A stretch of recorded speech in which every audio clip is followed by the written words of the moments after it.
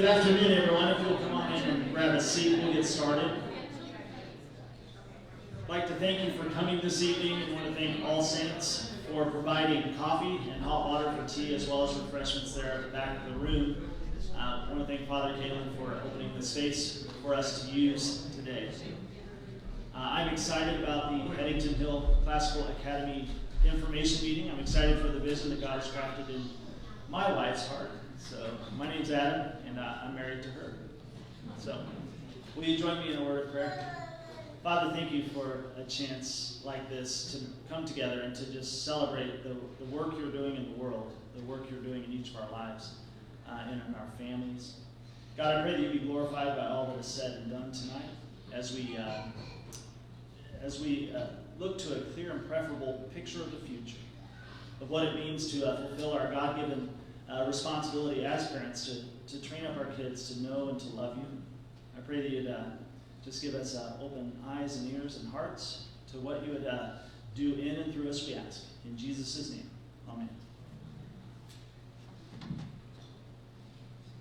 I'm going to try a little bit. Thank you. Thank you, everybody, for coming. Welcome to the Headington Hill Classical Academy information meeting. So there's some of us that are joining on Facebook Live as well, which I've never done before, so hopefully you can see me and hear me well. Thank you for all of you that are here in person to learn more about the Academy. We also have some members of All Saints Church that are here just to kind of learn more about the mission and vision of our school as they prayerfully consider how they might join us in this ministry. So I'm grateful for those of you that are here from All Saints as well. All Saints is near and dear to our heart, even though we don't attend. My husband's a pastor, but he's retiring at the end of May. We come every once in a while, usually on Ash Wednesday. My mom is an Anglican priest. She was ordained by the Kondoa Diocese in Tanzania, and so we are very excited to be able to join in more of what's going on here in this faith and worship community after our tenure at Hope and Anchor is over. So this is our agenda for the evening. I was pretty much guessing on the time, so hopefully I won't get too long-winded. It might be shorter than this. It shouldn't be any longer. I want to start off with Headington Hill Classical Academy, the name. So we're going to be launching this fall as a collegiate model hybrid in which classically trained instructors will lead in-class instruction 2 days per week with an optional third day, while parents oversee the teaching of their children on the homeschool days. I'll explain more of the structure of Headington Hill at the very end, but I just wanted to start off with this. This is actually a picture of Headington Hill Road in Oxford, England. C.S. Lewis was, as you probably all know, a strong, I would say devout atheist, I don't know if that's the right way to say it, but he got on the bus at the bottom of Headington Hill, not believing that there was a God, an atheist. And when he got off the bus at the top of the hill, he believed that there was a God. And so this is the metaphor for education. John Milton said that the chief end of learning, of education, is to repair the ruin of our first parents, thereby gaining to know God aright, and out of that knowledge to love him, to imitate him, to be like him. And so this is the purpose of education. Classical education enlivened by a Christian worldview is to regain knowledge and intimacy with God, to kind of go back to the garden, as it were, and walk in the garden in the cool of the day. God is the author of all of the subjects that we study. He's revealed himself in his general revelation. And so by studying math, we learn that God is a God of order. By studying science, we learn symmetry, that he's a God of symmetry. By studying poetry, we can learn that he's a God of beauty and language. So all of the subjects point us to God, and God reveals himself to us through all the subjects. So he becomes the natural integrator of subjects. Proverbs 25:2 says, "It is the glory of kings to seek out a matter." And that's what we'll do as students, as educators, all of us as lifelong learners. It's our glory to seek out the riches that God has revealed in his general revelation. So this is my family. We have 6 kids, and our oldest is 26. This is my oldest son's wife, my daughter-in-law, Lacey, and my granddaughter, Nora. Nora, can you say hi? That's okay. And then my 2 youngest children, Lottie and Teddy, they're like, what? We didn't know you were going to be putting us on the spot. I'll point them up here so I don't embarrass them. So Samuel is our oldest, he's 26, Maddie's 24, that's her husband Nathan. They're moving to New York this summer. And then Chloe, she's a senior at Evangel. Brennan is going off to John Brown University in the fall. And then we have Lottie and Teddy and Nora and Daisy and me and them. So I have been a classical educator for 20 years, actually 21 years, in formal classrooms for 14, I figured it out, but I didn't write it down. I always have to redo the math. So around 14 years. So I have written curriculum for the Educated Citizen Project. It's a free online lesson plans, I guess, for teachers. It's a direct response to the 1619 Project, free literature that's out there. I have been in leadership with classical conversations where I oversaw a 5-state region and helped begin and train the teachers and tutors for classical conversations communities. I've been an academic advisor, so I have a lot of experience, and I'm grateful because I can see over the arc of my life how God has been pointing me towards and preparing me for this. So in 2019, so when I give you the story of why Headington Hill, why are we starting this classical academy? In 2019, my kids were still at classical conversations, and my daughter Lottie particularly was kind of in a no man's land with friends. There was nobody around her age. One girl was her age, and so I was kind of looking, what else can we get involved in, because she's kind of social and she needed more friends. We were just really praying for friends. And so I also was teaching online for Scole Academy, and they have something called Scole communities, which are in-person communities that can be anything from a 1-day-a-week homeschool to a 5-day-a-week private accredited school. What they provide is structure, support administratively, and I'll talk about that more when I talk about Headington Hill specifically. But I began to see this need just in my own children for something more, and then COVID hit. And then also I was diagnosed with cancer in September of 2020. And so I continued to teach online through cancer. But when I was done with chemotherapy in the spring of 2021, and we were looking at going back to classical conversations, and it was like, well, there's just not the community for her. And I was tired. I thought, I was tired, my body was run down. I needed a restful year. So we joined Gloria Deo, and we've been there for 2 years. And that was the more that I had been wanting, and I was satisfied. It fulfilled me. And then this last year, in November, a couple approached me from Bolivar and asked if I was at a classical school. I said, well, you've got so many options. You don't need a classical school. I don't need to start one. You've got this and this and this. And I'm like, well, waiting list, waiting list, waiting list. And also just the niche that they wanted was not being met. And so since that time, 3 other families came to me just out of the blue and asked for advice on how to teach their children how to spell, how to read, how to tell time. They wanted to be involved in their kids' education. They wanted to have that role in their lives, but they didn't feel equipped to teach them beyond, the memory work that they were doing or whatever they were doing. And so they wanted something more, and they didn't want the 3-day or 5-day where they didn't have any options for tailoring or adjusting the curriculum for their children. So I felt like God was just prodding me. And so in February, so this seems so short, but this idea actually goes back to 2018. I forgot to say when I was thinking for something more, the idea that came to mind was, I'm going to start a homeschool, hybrid, collegiate model, school A community. That's what I was thinking. And then, of course, that's when the COVID hit. So the idea's been brewing, but in February I started praying and fasting and just really asking God, is this me or is this you? Is this me? I don't want to do it if it's me. And I've been telling everybody, it's like God's been a wind behind my back, just blowing me along. And it's just been so exciting to see the connections I've made, the doors that He's opened, just the way that He continues to provide. And so it's an adventure, and I'm excited that you guys are all here to learn about the adventure.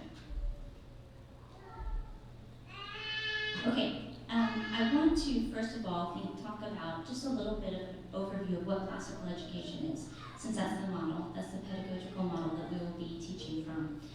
Education is a journey in pursuit of truth, goodness, and beauty.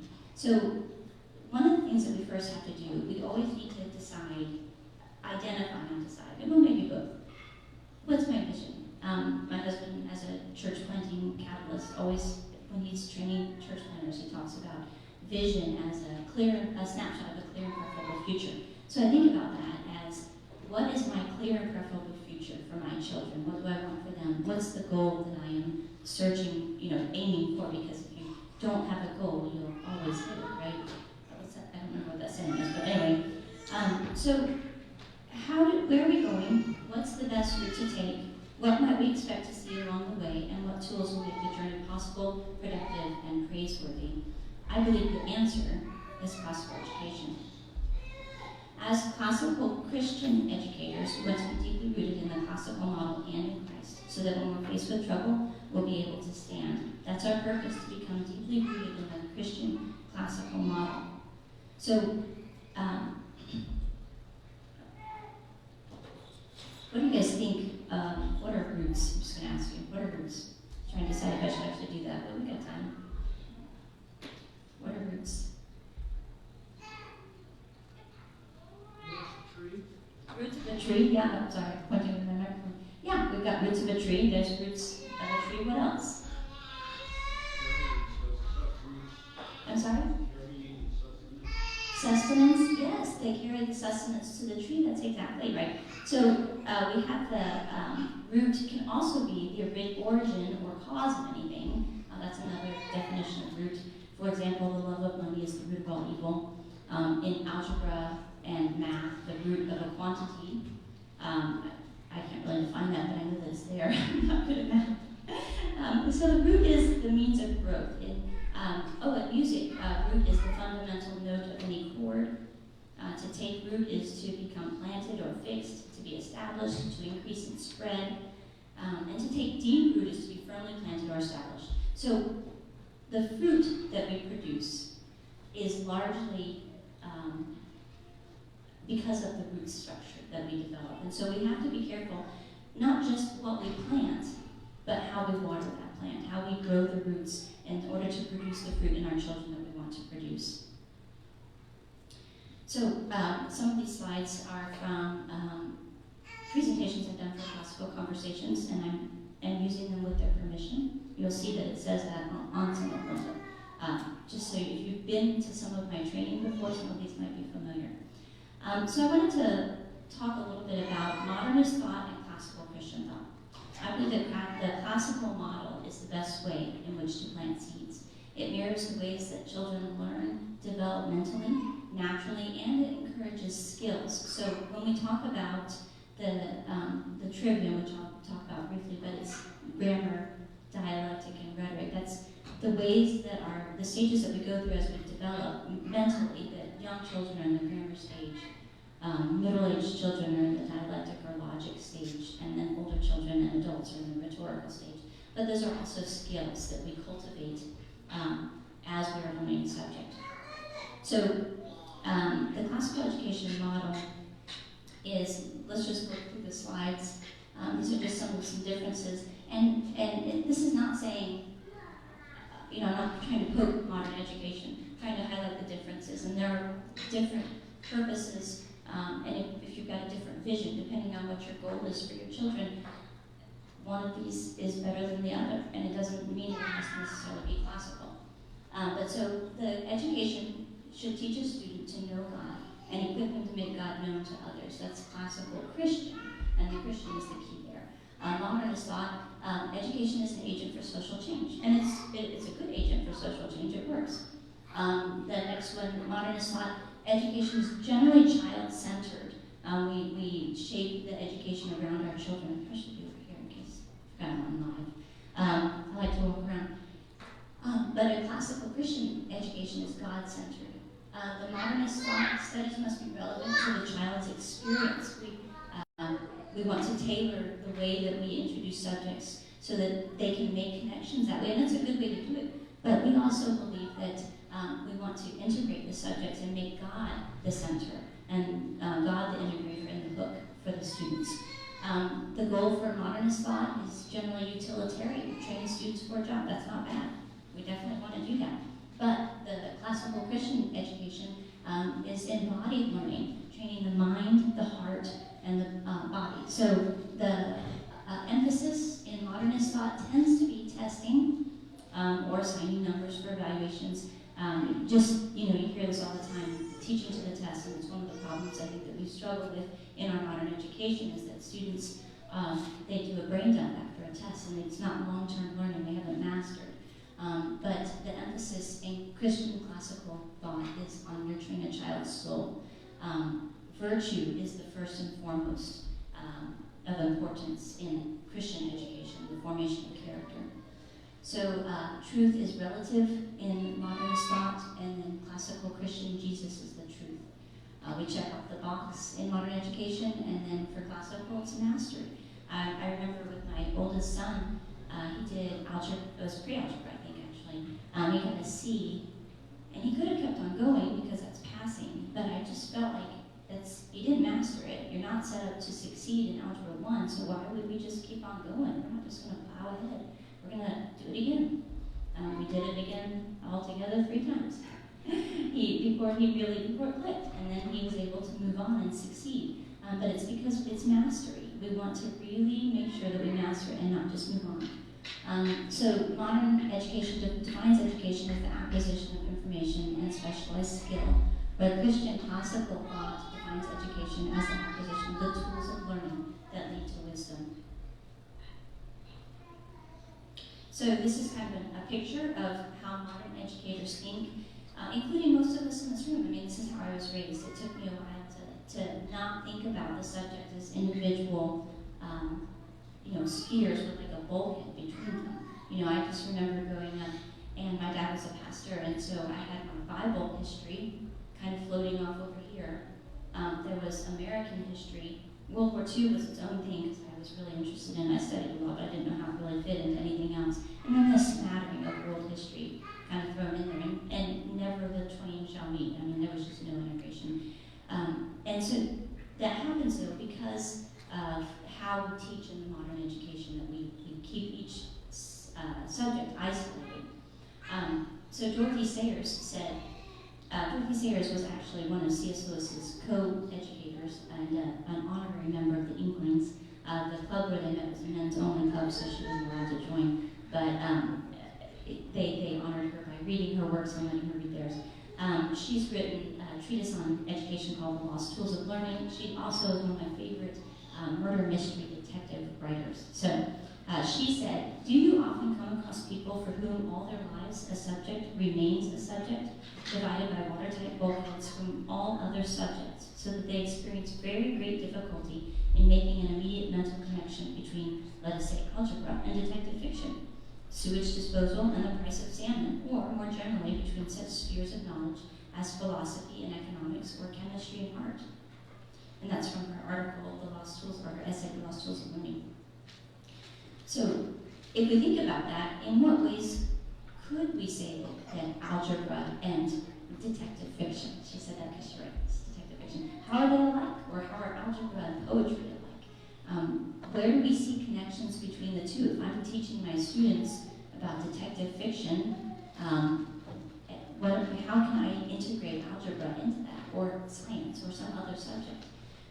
So that's what we as classical educators are doing. So we're looking for natural integration points among subjects. And of course, because we're Christian, that natural integration is Christ. So filling the lack, a lot of Christian educators, Christian education becomes the goal of parents who want to devote time to spiritual matters. So Christian education, initially, and some standard Christian education, they just take out philosophy and put a Bible study in there, or a chapel time. They might put verses on the walls or on the worksheets. And so they still have the position of student as the center. It's really the same as modern education, but we've added God to it, which is great. But is it enough? This is a great Christian education. Here the educational model recognizes that all subjects glorify God and that there's no neutrality or division between them. There's no neutrality or division between the secular and the sacred. If we are Christians and we believe that God is who he says he is and he has done what he said he has done, then everything is his and everything points to him. So there is no division. So he is in every subject. There is only Christian math and Christian art and Christian literature. If it's non-Christian, then it denies God. So if you are not for me, you are against me. If you are lukewarm, I want to spit you out of my mouth. Those are paraphrased from Revelation. So we teach that Christ is at the center. Everything rests on him. So all too must be all the subjects resting in God. So that's a great Christian education. Now here's a classical Christian education. Do you notice the difference? So God is in the center, the subjects are pointing to him, and he's informing the subjects. But then there's arrows between the circles as well. And those arrows show us that there is the integration between subjects. So again, Dorothy Sayers says, when responding to the idea of what schools teach, she stated, "But I'm not here to consider the feelings of academic bodies. I am concerned only with the proper training of the mind to encounter and deal with the formidable mass of undigested problems presented to it by the modern world. For the tools of learning are the same in any and every subject, and the person who knows how to use them will, at any age, get the mastery of all new subject in half the time and with a quarter of the effort expended by the person who has not the tools at his command. To learn 6 subjects without remembering how they were learned does nothing to ease the approach to a 7th. To have learned and remembered the art of learning makes the approach to every subject an open door." So this is a picture of what we are pursuing. This is an education that puts God, man, creation, and all the subjects of the world in proper relation. This is an education that will prepare students to know God and see him in the subjects that they study. So over here we have knowledge, which is grammar. And this is the beginning point for any child that is entering school. They are in this knowledge stage, this grammar stage. It's also the beginning point for learning any subject. If I want to learn cello, to play cello, I've got to first learn the notes on the cello, what clef is it using, where do I put my finger on the neck in order to make music, how do I hold the bow. Those are all grammar. That's all grammar knowledge. And then from grammar, we move into the dialectic or the logic stage. And so this is for children as a stage. This is when the frontal lobe is developing and they're questioning, they're wondering why. Well, I forgot to say in the grammar stage that memory is easy. Memorizing is so easy to children because they love repetition. Many times have they wanted you to read the same book over and over, ask you to watch the same movie over and over. There's a G.K. Chesterton quote that I should have put in here. I was going to and I forgot, but so I'll paraphrase it. He says that children delight in monotony. They want it done over and over and over again until the parents are dead with the monotony. But maybe our God, our Father, is young like the children because it may not be automatic necessity that makes the sun rise every morning or the flowers bloom. It may be that every morning God says, do it again, and the sun rises and the flowers bloom. And we have grown old and our Father is young. And so that was you need to find it. It's from Orthodoxy. It's a beautiful quote. I actually need to really just memorize it because I think I refer to it a lot. But so the dialectic is moving on to the logic stage when they are beginning to wrestle with and wanting to know why. They've taken that knowledge and they're beginning to understand. So knowledge into understanding. And then the next stage is the rhetorical stage or wisdom. They combine the knowledge and then the understanding that they've gained, and now they have wisdom. And so in this stage they create. So back to the cello. Sorry, I keep jumping around, but I'll back up to the logic stage with the cello. The logic stage or dialectic is when I can begin actually playing the music. I can read and make beautiful music. And then the wisdom or rhetorical stage is when I can teach other people to play. I can compose music. And then last of all, doxology, our purpose. So doxology is a liturgical form of praise to God. It's the why. It's the why we do what we do. So I mentioned briefly the trivium. It's Latin from trivium, which means 3 roads, the grammar, the dialectic, and the rhetoric. When we begin to learn anything, like I said, we start with grammar and move through the stages. is one of my favorite slides from Classical Conversations. I love how they have put this together so that you can see not only are these stages, but these are also skills or art. Now you can see it says, we'll start with young children, pole parrot. These are Dorothy Sayers, the ones that are in quote, those are Dorothy Sayers from her essay, Lost Tools of Learning. She calls young children pole parrot because they repeat everything. And so they're in the grammar stage, we can see, but it's also an art. You can see it's the darkness, the dark squares move up through the graph, but then the adolescents are pert. I remember that because of impertinent. They tend to be impertinent because they're asking why, but they really do want to know. They want to come, let us reason together. And then the young adults are poetic.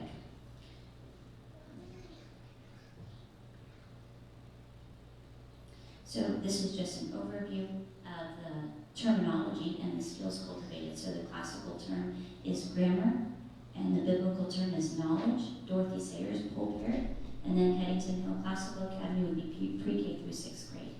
Skills that are cultivated, and this is one of the distinctions. I'm just going to jump ahead and say it since I'm on the slide. I'm going to answer the question, how are we different? We're skills-based and not curriculum-driven. So we are practicing the skills of learning. In classical education, the texts that you use, the curriculum you use, it doesn't matter because those are just what you're practicing the skills of learning on. Now, because we're a Christian, it does matter, and it needs to be good and beautiful and true, and it needs to make our children long for something, to learn to love that which is lovely. The dialectic is the classical term for the next level. Biblical term is understanding. Dorothy Sayers, pert, and that would be 7th through 9th grade. These are some of the skills cultivated. Research skills, asking questions, arguing, a lot of conversation. You hear the term dialectic conversation. This is the stage where we do that. And then the last classical term is rhetoric. Biblical term is wisdom. Dorothy Sayers, poet, and that's high school, 10th through 12th.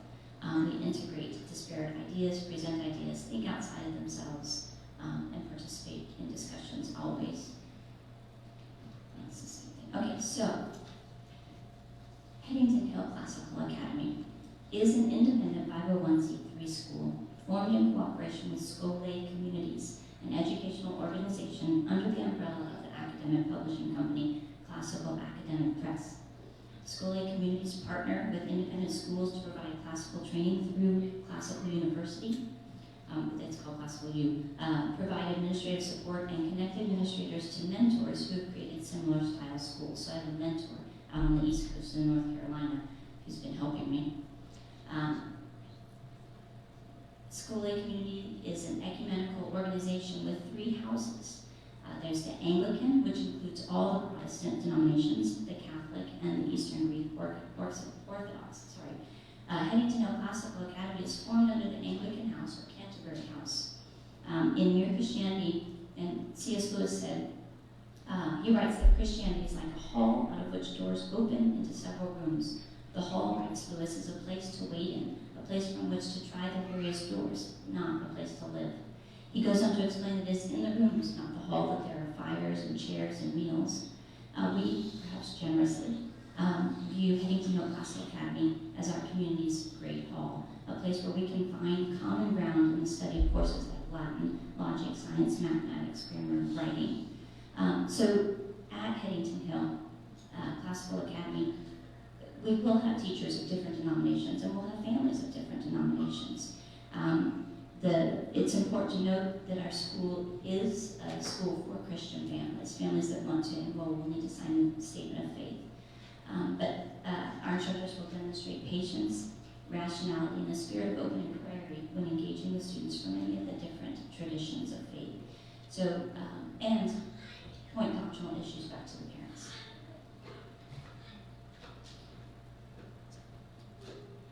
So why us? Why here? Why now?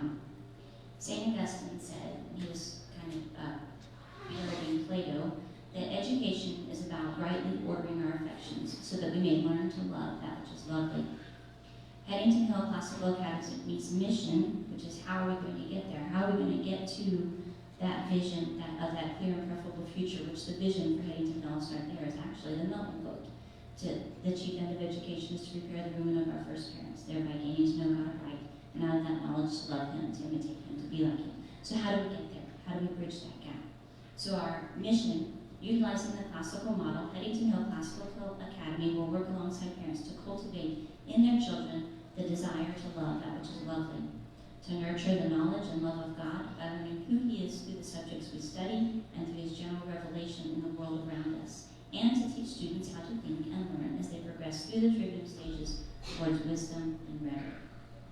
So our core values, this is part of what makes us different, I think.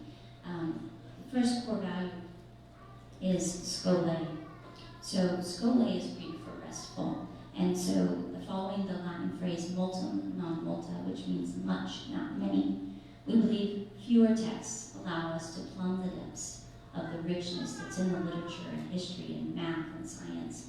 We want to have not a frenetic pace, but a restful engagement of study so that we can really practice the skills of learning by using fewer texts and going deeper. Our second core value is liturgical, which is contemplative and reflective. Liturgical learning is a phrase that describes the use of the embodied patterns from church worship and tradition for shaping the way we order time, space, and language in our school. We believe that using elements of a liturgical pattern within classes is an effective way to recover reflection and contemplation as part of learning, and that it's a faithful application of the classical tradition, one that differentiates us from other schools. For example, one could use the order of worship, which I actually have up here, and I'll probably go over it in a minute, but an order of worship as a pattern for ordering a lesson. Actually, now's a good time. So if a student enters the classroom, classical music is playing, whatever music we're studying for our composer study for that month, there's a picture on the wall or on the board, and that's the artist that we're studying for the month. The students come in quietly, maybe, and then the teacher opens up with prayer, and that's a prayer of thanksgiving. We'll also have a morning assembly, that's not what it's going to be called, but the chapel time, in which we'll go through some liturgy as well and catechism. But after the opening prayer in the classrooms, catechism, and then the lesson, and then a telling back, a narration, what have I learned? And then a benediction, and a few moments for quiet reflection before leaving and going to the rest of their day. So that's what that means by liturgical patterns. And then our last core value is embodied. Engaging and shaping the mind, heart, and body. We want to educate our children's minds to know God and make him known in the world around us. We want to educate their hearts to love him and love their neighbors. And we want to educate our bodies in service to the church. Oh, I hope that. What makes us different? Here we go. Focus. Our focus makes us different. The fact that we are looking at everything through the lens of rightly ordering our affections in order to love that which is lovely, that has kind of been my just my window this year, my worldview, is for my children.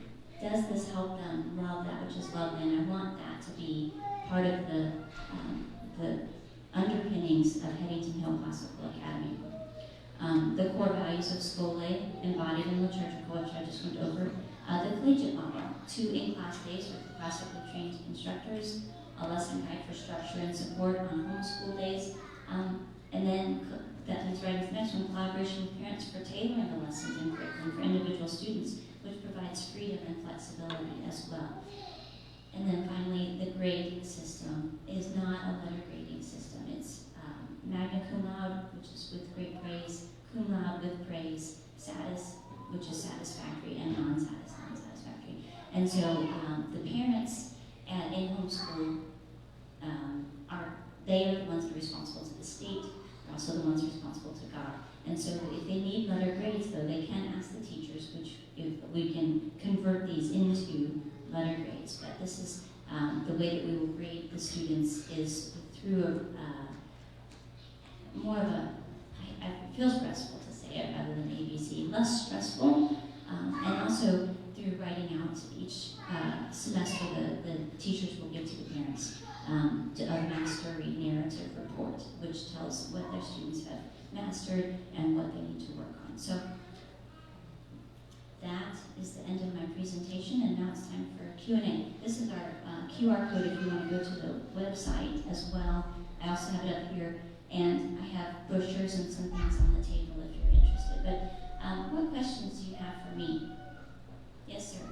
Could you say again what days you intend to meet, and if you look through the property, do you know what spaces you would potentially like to use? Yes, sir. So the days we would meet would be Mondays and Wednesdays, with that optional third day. It has spaces available where parents have interest. As far as where we would meet, Father Caitlin, should I pass that to you? That depends on you guys, really, if we end up having a partnership. Yeah, so we are currently in the process of exploring the possibility of meeting here. So this is something that we're in the final stages of just being a potential place. I know that you've also been talking to some other places as well, but yeah, so stay tuned. Yeah, so I don't have an answer for that yet. What hours? 8:30 to 3:30. What grade? K through 7 right now. I was going to start K through 6, but I have about 7 families interested in 7th grade, and so, but that could change. Just because they're interested doesn't mean they'll enroll. So I have teachers, a couple hired already, a couple in process, and then some on standby if I need more. So I just wait to see what God's doing. Yes, sir. Going through 8th grade, did you say? 7th right now, but yes. Would you anticipate your children going on to public schools? I mean, that's up to the parents, but no, my goal is to have all the way up through high school, through 12th grade eventually, to grow into that, yes, sir. As far as, now, university, public at university, is that what you mean, or just public high school? I was thinking of grades. Okay, yeah. So, absolutely they can. That's up to each individual family, but we will eventually go all the way through 12th grade, yes, sir. Do you plan to have the students spend any time outdoors? Oh yes, thank you. So nature study, I don't know if you guys noticed my table over here. My children laugh at me because every time I go somewhere, I collect what they call detritus. So nature study is part of what we do. And so yes, as the weather permits, we'll be outside as much as possible. We will be utilizing Annabot's for Comstock's Handbook of Nature Study to guide our expeditions outside. But yes, nature study, hymn study, composer study, artist study, those are things that will be integrated in the Monday and Wednesday. And then the optional Friday is going to be a day of handicrafts. And we're thinking, starting off with having cooking as a handicraft. I don't have any, I have some other ideas for other handicrafts as well. And then more in-depth into the specific studies that we're doing. So for example, if we're studying Van Gogh as a composer or as an artist, then on Friday we'll do some art in the style of Van Gogh. So we'll learn some of his methodology. And same with composer studies. During the week we'll be listening and paying attention and talking about the music. But on Fridays we'll be learning more about the composer, maybe through reading a biography, doing a notebook, those types of things. So the optional Friday is more enrichment and deeper into those different types of studies that will be still incorporated on Monday and Wednesday for everybody. Yes, sir. Are there periods throughout the day where the entire school is integrated together, or are they kept separate for every day? So in the morning they would be together for whatever I decide to call it, chapel, morning assembly, and then for our benediction at the end of the day. So those are the 2 times. And then just depending, I'm not sure how lunch will work. It may be that we're all together. That also probably depends on where we end up. If there's space for everybody to have lunch in the same hour, then we would do that. And if not, then we'll stagger it. Yes, ma'am. Have you thought about if or how you could include kids with intellectual or different abilities? Yes, so I think classical education is very well set up to help children with intellectual differences or learning differences. One of my sons is dyslexic, and he's so ADD, he's off the charts. They had to retest him because they thought that there was a mistake. He also is, his IQ is very high, but his processing is LD, he's got a 69 on his LD, on his processing. So he can't hold on to thoughts long enough to process, to decode. He didn't learn to read until he was 12. And so he learned classically, and he's the one that's getting ready to head off to John Brown University in the fall with almost full ride scholarships. So I think that the way that classical education works with students that have learning differences is that because it follows the natural development of a child. If a child is in grammar and they stay in grammar, then we stay in grammar with them. We continue working on memorizing. So for my son specifically, when he couldn't read, he could memorize, and he memorized everything. So if he would listen to his stories rather than reading them. He would narrate to me, and I would type his papers. There's a lot of accommodations that we can make for students with learning differences. I've experienced all those with my own child, and then there's a classical community online that I've been a part of in the past. I haven't been engaged recently, but they give a lot of ideas for how to tailor for different types of learning differences. You're welcome. Yes, ma'am. Is there a chance for parents or grandparents to work for part of the cost? Yes, that's a good question. So for parents who would like to work for part of the cost, there will be a 20% discount for teachers, but we can also have other types of roles available to provide discounts, such as cleaning, field trip, organization, things like that. So there's going to be lots of opportunities for parents to be involved and to help pay for their tuition. Also, we're going to be doing fundraisers, and this is our first year, so I don't anticipate being able to have scholarships this first year. But that is one of my goals, is to be able to do enough fundraising in the future to provide scholarships. Are you going to make a plan for the future of the school when you no longer feel called to be headmaster? It will continue. It's a 501c3, so it's its own entity, independent of me. So yeah, it will keep going. Yeah. Yes, ma'am. Tuition do you, I'm sorry? Is there any kind of family discount as well? Yes, family discounts. Also 20% off for the number 2 and 3 child, and then beyond number 3, it's 10% off. And were you asking what the tuition is? Yes, sir. Oh, so for the 2-day-a-week program, it's $2,750, and then for the 3-day-a-week program, it's $3,800 for the school year for 34 weeks. I have a education cost comparison sheet up here. There's 2 of them, if anybody wants to look at it. I looked at, I took local schools that are just in the area, and I broke out by hour what the cost is for Headington Hill compared to other schools. So we're not the cheapest, but we're the second. So it's up there if you want to look at that and see how we compare educationally in our area. Yes, ma'am. Are you looking to get in front of it? Is that something in the future, kind of like maybe? That's not something that's on the table right now, but it's definitely something that has been thrown about as a possibility in the future. It would depend on how it would change, if it would change our school. I haven't looked into it at all. I have been a part of the accreditation process for other schools, so I know what that looks like. I just don't know what the restraints are as far as our curriculum. You know, do we have to start putting grades on things, or does that not happen until high school? So those are some considerations that we'll take into account in the future, as we grow. So that's definitely something that we'll look at. I mean, yeah, I'm not going to say no to anything right now, because I don't know where the Lord is leading. All the way. I mean, I know this. I just know the step right in front of me. Any other questions? Yes, sir. you mentioned Lewis and Williams and Broken Stairs. How do you integrate those writers with younger children who are reading that text?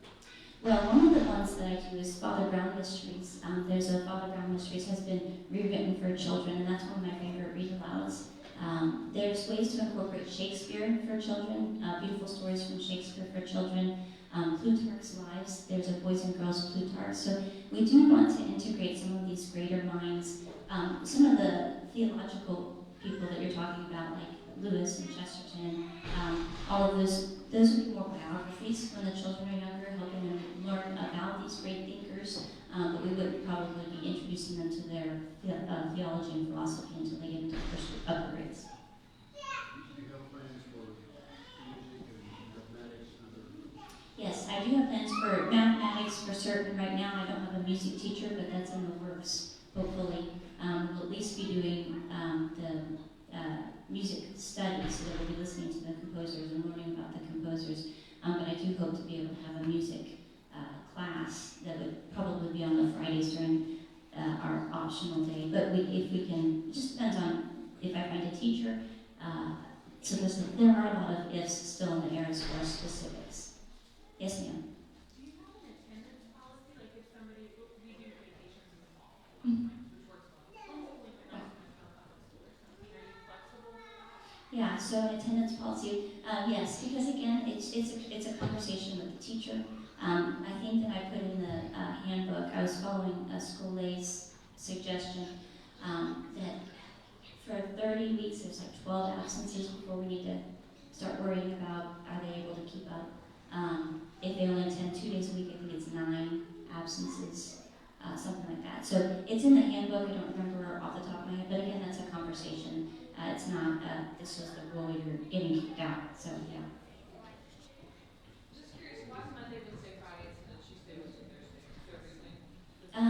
Well, because my son attends the School of the Wild on Tuesdays.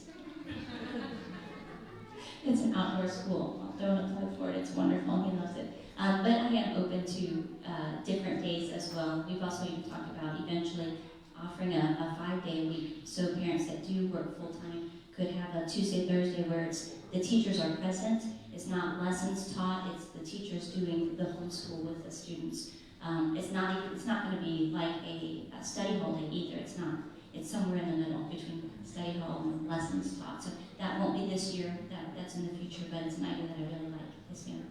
So at the at-home days, like, what are you, I'm guessing, like, is there maybe a certain idea of hours, maybe, especially in the younger years? Because my son attends Tuesday. Yes. Wild. So I was trying to think, like, how would that work for, especially his age? I guess he's a lot younger, so I know in the upper years, definitely going to be more hours at home.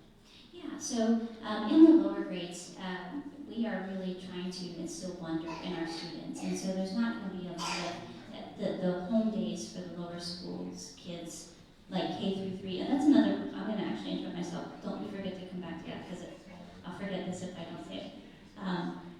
The lower school K through 3, it'll be grade teachers, a kindergarten, a first grade, second and third. All this first year I'm anticipating K and first together, second and third. Starting in 4th grade, it'll be subject-specific teachers, so masters in their subject area who can bring in excitement to enliven the subject for their students. So we'll have like a humanities teacher that'll be history and literature and geography, and then a language arts teacher that will be writing and grammar and rhetoric, things like that, math and science. So, but to answer your question, Like, what would, like, oh, homework. yeah.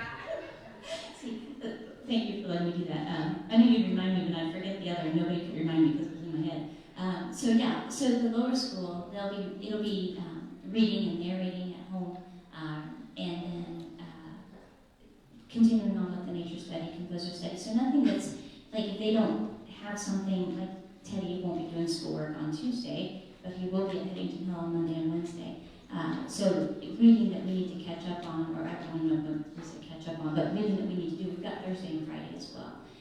So it's not going to, I want it to be restful. If the goal is teaching our children to love that which is lovely, to create wonder in them, then the way we do that is by not having a frenetic pace on our at-home days. Now, once they do get into the upper schools, of course, I would suggest it's probably going to be about 30 to 45 minutes a day on each subject. And then, another question, sorry. Yeah, you can. Talking, but like, so he's not quite reading yet, but how would you approach that? Like, if I just threw him in there, I mean, like, is he going to struggle trying to keep up maybe with some kids who might be reading, or, because he would technically homeschool terms be first grade, but Yeah.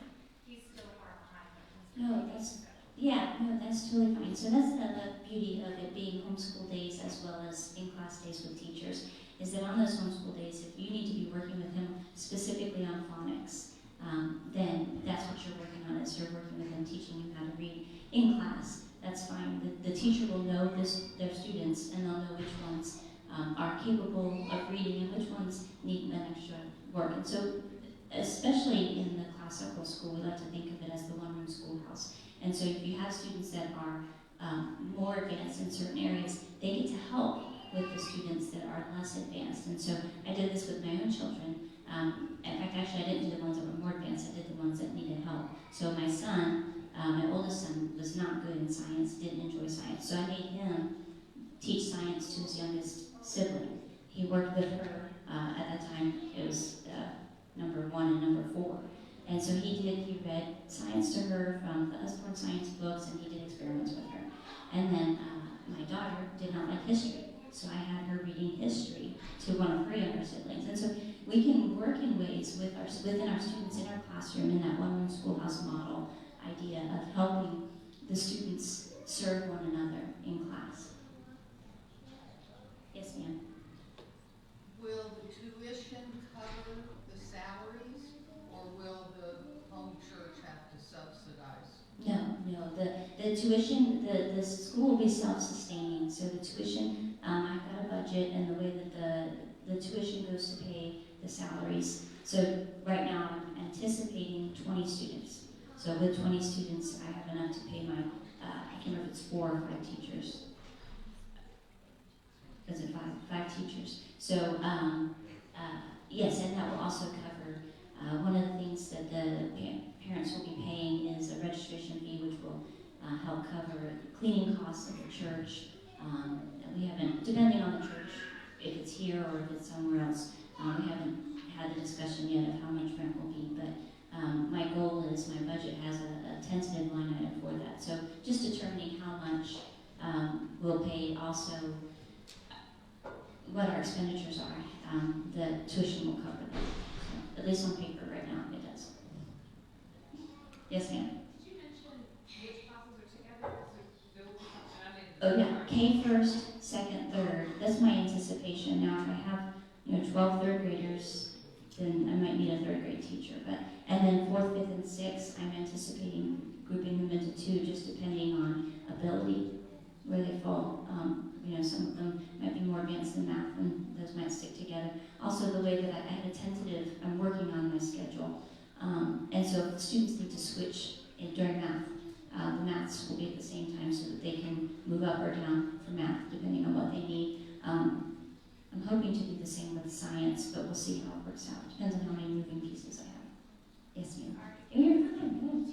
There's so many people who fall in different categories of math, and like you especially homeschooling, we use so many different. Are you just on a set curriculum for math in those upper grades, So, or? in the upper grades, I am using Saxon. I like Saxon because it's very repetitive, and that's what my children needed. The math teacher that I have contracted also likes Saxon. Now, if a parent, this is where the collaboration comes in, if a parent says, we've been doing math UC forever and we're sticking with it, as long as they're comfortable administrating the tests and turning those tests into the teacher for accountability, it's still the same scope, no matter what textbook you use, even if the sequence is different. So students in class might be being introduced to topics they haven't learned yet, or might be reviewed just because the sequence is different. But Saxon is the math that I've chosen for the upper school, and Singapore for the lower school. Yes, ma'am. What would be the student-to-teacher ratio? Well, this year is small. In the future, I'm thinking 12 students per teacher. I think that's a good number. Any other questions? Yes? Have you thought through any security ramifications for dropout and Yes, so we will have to have a car line so that parents can pull up and drop the students off to the teachers. And then I have myself and an administrative assistant, I'm not sure what we're calling him, but my daughter-in-law. And so between the two of us, there'll be door monitoring. We're assuming teachers will have to have access either through a key card or something, or a code. I'm not sure what the church uses, but families will not have just open access. They have to knock on the door, ring the doorbell, say, "May I come in?" So we'll be utilizing whatever security methods the church has in place already, but then also having our own hall monitors. Yeah, one of the things that All Saints has a really good security system. Thanks be to God for that. And so, yeah, while we are still discussing this possibility, and I should mention that Kristie and I have been in a lot of discussions. We've been part of praying through this for some time now, and numerous meetings and sessions. So we're kind of walking with you, Kristie, Yes. in this process.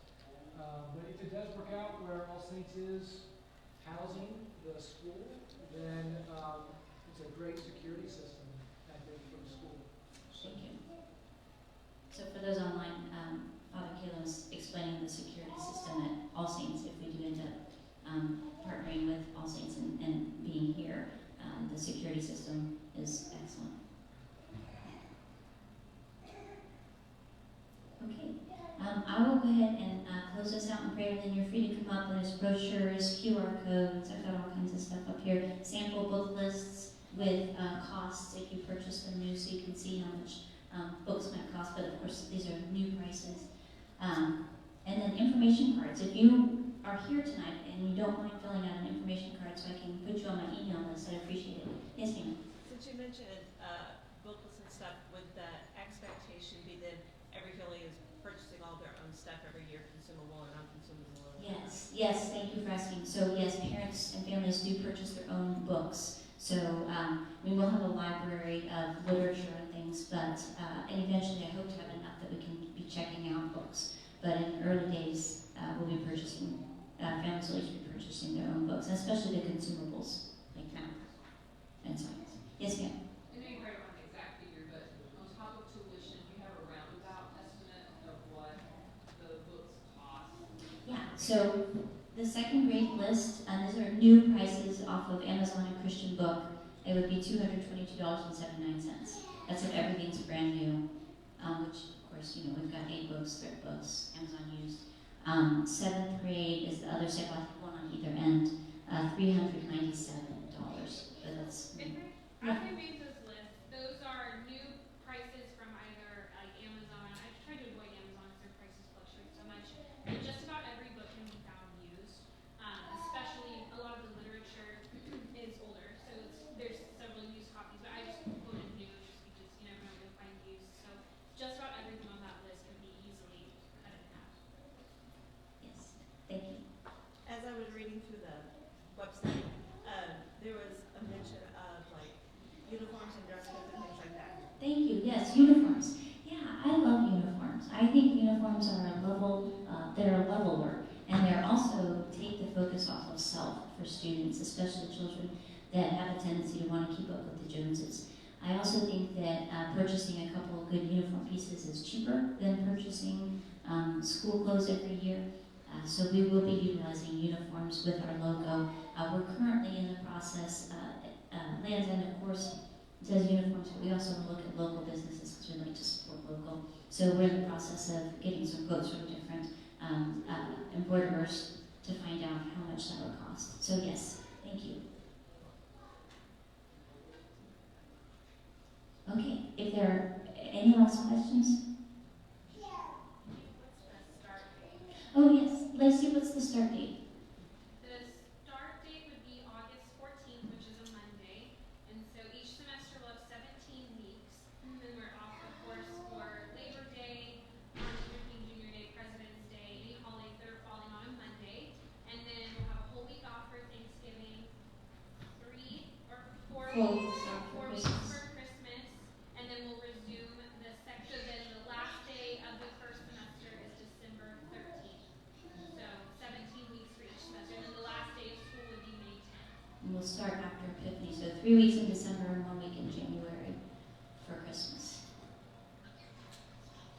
Okay, thank you all for coming. Let me close this out in prayer. Heavenly Father, thank you so much for all the families that are here, and I thank you just for what you're doing, for, I don't know, Lord, just for being, pushing me in this direction and being excited. It feels like you're open to all these doors, Lord, and I'm just so grateful for the ways that you've been working in my life and in my heart. And Lord, all the parents that are here that are looking for ways to educate their children, Lord, I just pray that you would be with them, give them wisdom,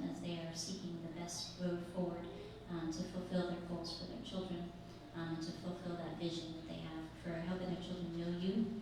Lord, we love you. I pray that you be with the members of All Saints as they are prayerfully considering a partnership as well. Thank you for those of them that are here tonight, and just that, Lord, that you would just make the way known to all of us. And we trust you, Lord, and we love you. In Jesus' name I pray. Amen. Oh, there's also refreshments if you guys want some before you leave, but also come up to the table.